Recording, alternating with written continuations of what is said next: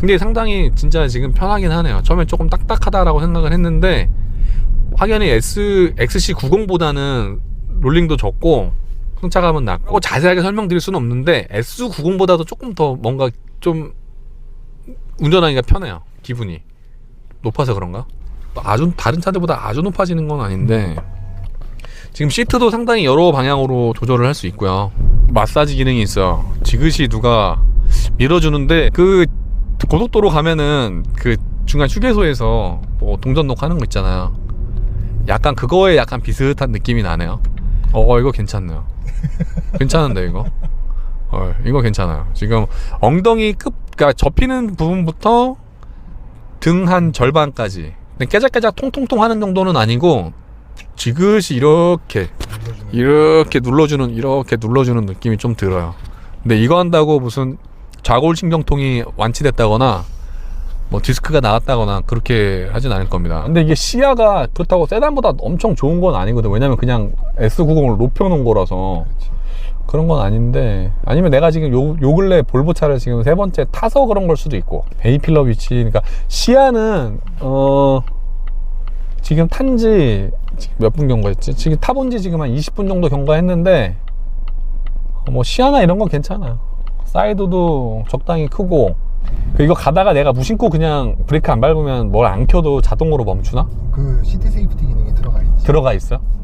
내가 그냥 악셀을 딱, 그러니까 악셀에서 발을 떼고 있으면 얘가 멍 때리고 있구나라고 인지를 하고 앞차와의 거리를 생각을 해서 자동으로 멈춰준다. 그렇지. 이게 옵션이에요? 아니면 전부 전차종 다? 전차종 다. 모든 차종? 모든 차종. 볼보의 모든 차종? 뭐 이런 게 볼보의 가치라고 할 수 있겠죠. 이게 확연히 제가 봤을 때 아니 안 작아요. 별로 안 작아. 이 정도면 괜찮아요. 이 정도면 괜찮아. 야, 핸들 크기로 따지자면은 임팔라가 크죠. 예전에 BMW 5 시리즈도 컸어. 지금보다. 너무 크면은 또 좀 뭐라고 해야 돼? 트럭 같지 않나? 버스 같고? 뭐 이렇게 손가락 이렇게 아니 자기는 얼마나 굵은 거 잡고 살길래 이 정도면 무거운 거 아닌가? 뭐 얼마나 말해요 도대체. 제가 유난히 이게 거슬리면 이야기를 할 텐데 시속 100km에서 62dB, 여전히 62dB입니다. 제가 말할 때는 73까지 올라가요. 이 정도면 럭셔리 대열에 조용한 차 대열에 끼워줄 수 있죠. 이거는 팩트입니다. 곡선 구간에서도 잘 따라가요. 근데 이건 뭐 다 요즘 다 어느 정도 되는지라 안마 받으면서 가고 있습니다. 이 안마가 제가 봤을 때는 이거 하루에 30분씩 이용한다고 치면 월 5만원씩 빠집니다. 이거 월 이용료 이거 바디 프렌드보다 바디 프렌드. 볼보에 바디 프렌드가 들어있어요. 컨츄리 프렌드.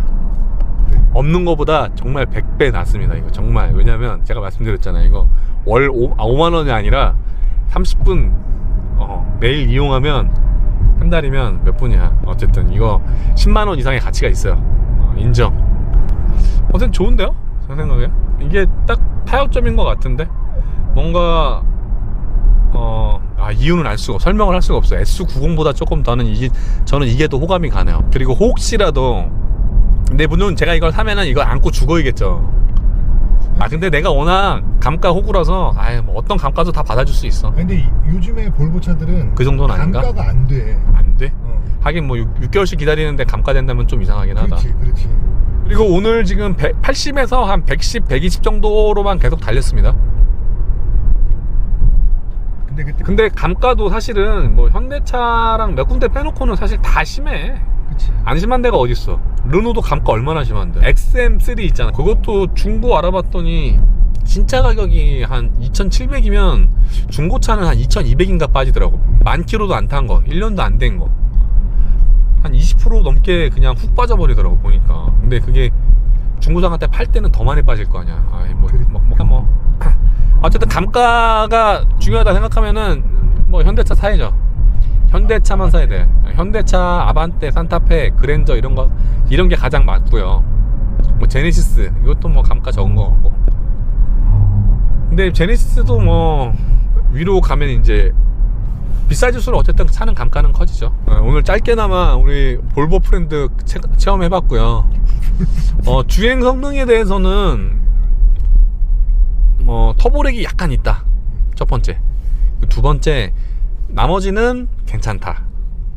그리고 약간 이 엔진의 회전 질감은 볼보 S90 때, B5 때도 그랬고, 뭐랄까 좀 약간 거친 질감은 살짝 있기는 해요. 이게 제가 봤을 때는 볼보가 앞으로 럭셔리로 나가기 위한 약간 5% 부족함이 여기서 오지 않을까. 조금 더 방음이 필요해 보인다.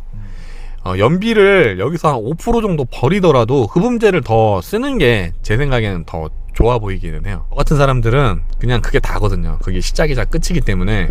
물론 이제 안전이라는 측면에서 봤을 때 내가 죽을 거를 살려준다라고 했을 때 그 가치가 얼마냐 하면은 뭐 그게 바로 볼보적인 가치고 뭐 이렇게 이야기할 수 있긴 할 텐데, 어쨌든 주행하는 동안에는 지금보다 조금 더 조용하면 좋겠다 생각이 들긴 하고, 그렇다고 제가 아까 수치로 재보니까 이게 느낌이라는 게 있어요. 느낌이라는 게. 그러니까 이게 조용하지 않다라고 생각을 했는데 실제로 수치로 재보면 비슷한 거죠. 근데 이게 나는 되게 중요하다고 생각해요. 왜냐면 같은 소음이 난다고 쳐도 사람들은 벤츠나 BMW에서 나는 소리는 약간 럭셔리한 소리라고 생각을 인식을 하는 거죠. 그러니까 3 시리즈가 예를 들면 너무너무 조용하지 않을 수는 있어요. 근데 물론 그 동급에선 가장 조용하고 모든 면에서 좋은 차죠. 저는 3이 가장 좋은 차라고 생각을 합니다. 근데 같은 소음이라고 해도 이제 양산 브랜드와 비교적 럭셔리 브랜드를 구분 짓는 거는 이 실내에서 나는 소리가 어떤 식으로 나에게 전달이 되느냐도 상당히 중요하다라고 생각을 해요. 듣는 사람에 따라 어떤 그게 꼭 절대적인 걸 수도 있고 아니면은 그냥 기분 탓일 수도 있어요. 기분 탓. BMW나 벤츠나 뭐 벤틀리를 타면은 그냥 다 좋게 느껴지는 거죠. 그런 걸 수도 있다. 어쨌든 그런 면에서 봤을 때 비교적 후발주자가 할 수 있는 거는 일단 틀어막는 거다 라고 저는 생각을 합니다. 그냥 조용하게 만드는 거죠. 그냥 모르겠어, 그냥 다 틀어막고 보자. 그런 게 바로 제네시스잖아요. 이거 어쨌든 승차감이 괜찮은 차입니다. 좋아요. 뭐 이렇게 흠잡을 데가 크게 없습니다. 뭐 사륜이고 뭐 눈길에도 사람들이 좋아하는 그 눈길의 사륜, 난리 나잖아요. 눈길의 사륜이라고. 시간이 없어서 일단 여기까지 하겠습니다. 또 다음에 또 기회가 되면 또 이야기하도록 할게요. 급하게 뿅. 이제 도어 트림이라든지 이런 재질감은 인조가죽? 인조가죽? 재질감은 뭐 어느 차 부럽지 않은 상급이에요. 상급. 네, 럭셔리 느낌이 납니다. 뭐 이런 재질감이라든지 뭐 시트나 이런 건 뭐 말할 필요 없죠. 볼보가 가장 좋은 걸로 유명하니까.